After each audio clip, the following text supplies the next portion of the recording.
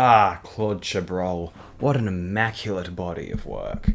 To me, Chabrol performs ballet in a space where Hitchcock waltzes into Parma tangos. Pure pornography for film critics. In fact, I have linked a video of Adrian Martin beautifully articulating Chabrol's finesse. It is a filmography where each entry is poised to elevate a screenplay with emphasis upon every single action and behavior. Everything in the Chabrol film is beautifully accentuated. His camera moves through the air. His cuts a clear illustration of the senses. He insists the relevance of every individual decision he directs in a picture. Today we'll focus upon 2006's Comedy of Power. A gorgeous opening long take is one of a sublime modesty. Before us, a mighty cityscape. A stressed middle-aged man surreally appears in the center of the frame, hurriedly instructing over the phone. The camera follows his pacing. Ah, a window, of course. He walks away from the window, the camera recedes. As he passes a couple of paintings, a classical score emerges. But wait, this sound is diegetic. A ringtone. He has a second mobile phone. Hello, chérie? That is, hello, honey. No response. He begins treating it like an electric shaver on his neck. Yes, indeed.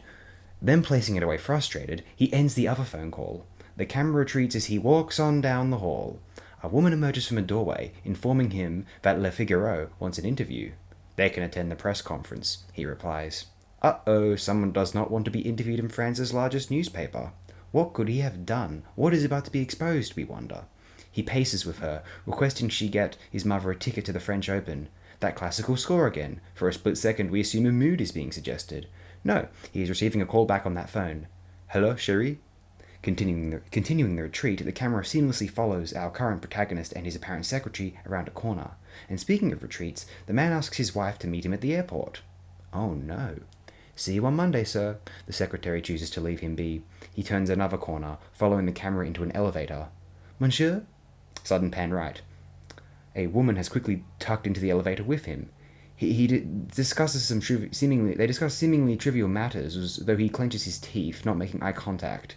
She leaves at the next stop. See you on Monday. She exits, and another woman enters. Michelle, he addresses her.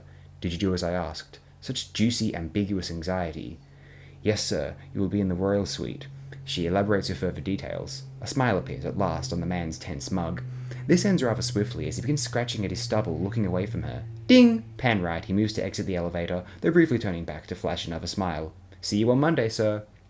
And now, for his tracking shot, rather than being approached, the camera follows. Following him around a few corners, the camera begins to cease movement as our protagonist exits the lobby through a revolving door. Now the camera pans slightly left, anticipating him to appear walking toward a car visible in the window. Ah, there he is, but who are those two people appearing with him, bidding him halt? Police, come with us. Some words are exchanged before they exit to the right, behind a wall, out of the window frame. Suddenly we hear horns and strings which surely must not be diegetic. Ah, we cut to a fantastic city shot. A ferry on the river, cars driving parallel on the road, large buildings towering over both. A name appears in the bottom left. Isabelle Huppert. Perfect transition. That scene is like a brilliant short in and of itself, a superb roll call of inspired direction and communicative images. And now what follows is a film containing one of Isabelle Huppert's absolute finest roles. Chabrol has long utilised Huppert with extraordinary elegance, solidifying her legend. From Violet Noisier to Story of Women to Madame Bovary, Huppert emerged as perhaps the most acclaimed European actress of her generation, was certainly a realistic candidate for the claim, and Chabrol really drove this point home.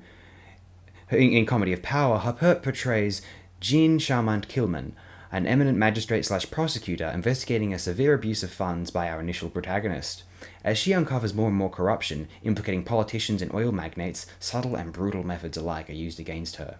Fortunately for her enemies, Jean finds herself breaking down for reasons not at all related to the actions of these criminals. Most prominently, and depicted so delicately and with elegance, her relationship with her husband suffers. It is left up to us as the audience to decipher the consequences of Jean's actions. Is she mad with power? Is she selfish? Is she enjoying her work too much? Is it wrong if she does?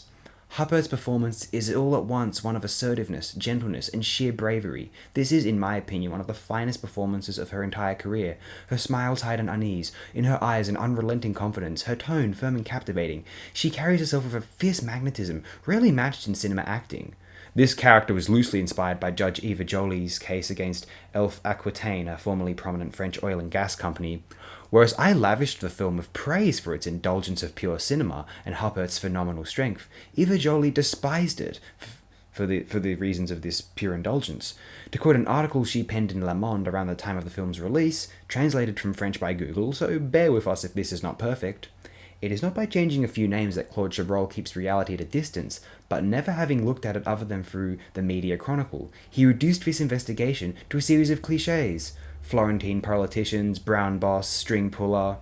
Stereotypes are like rumours. They flourish when reason struggles to name an abnormal situation. Seen by Claude Chabrol, the examining magistrate is a lonely, dangerous, and libidinous being. Searches, interrogations, confrontations, imprisonments are for him only pretexts to show a judge who delights in his power. He's got the wrong target. These acts are essential, legitimate, and legal. They are all exercised by all investigators in the world. A democracy without arms and without weapons would be a facade democracy. He is looking at the finger and not at the moon shown in the elf case. Incidentally, Claude Chabrol chose to violate the privacy of my private life. During the interviews for the promotion of the film, he kept adding sordid and erroneous details about my private life, which he knows nothing about, and unrelated to the instruction. But what does it matter to him? Is it a question of including all the protagonists in the same bag? It is a question of including all the protagonists in the same bag, All mediocre, all rotten, all guilty, even the judge. Claude Chabrol denies having made a political film. He is wrong. By turning a state scandal into a power comedy, by sacking judge and delinquents back to back, by starring obscure string pullers and a vengeful judge, he has suddenly made exactly the movie that part of the power French politicians and media wanted to see. So the elf affair was just that. A small theatre of manners, which reinforces each one in the immobility. Ouch. Some may simply be flattered at being portrayed by Isabelle Huppert herself, but if Jolie is at least as sharp and decisive as Jean Charmant-Killman, we ought not be surprised whatsoever. She raises some very arresting points, one has to admit. Films based on true events, no matter how loosely, might inevitably have a monopoly over any alleged truths. This is worth considering. So it seems Comedy of Power is a film that both can be beloved by some and despised by others for the exact same reason. Pure, unadulterated indulgence.